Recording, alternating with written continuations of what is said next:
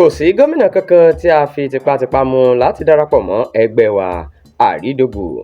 Ìgbákejì alága ẹgbẹ́ òṣèlú All Progressives Congress ní apá ìlà oòrùn gúúsù orílẹ̀-èdè yìí Ijeoma Àrídògbò ti da àhesọ kan sígbó pé ìjọba àpapọ̀ ń fi tipátipá mú àwọn gómìnà láti darapọ̀ mọ́ ẹgbẹ́ APC.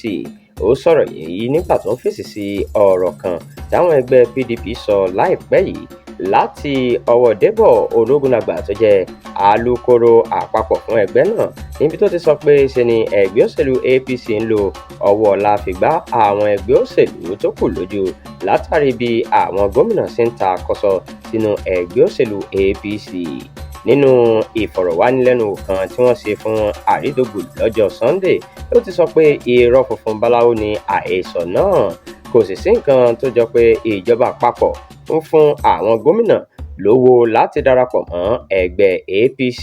Gẹ́gẹ́ bó ṣe wí, ìwà adarí rere tí wọ́n rí nínú ààrẹ Bọ́lá Tinubu ló fà á tí púpọ̀ wọn fi pinnu láti darapọ̀ mọ́ APC, kì í sì ṣe pé ẹnìkankan dúnkòokò tàbí fi ohunkóhun dẹ́rù bà wọ́n.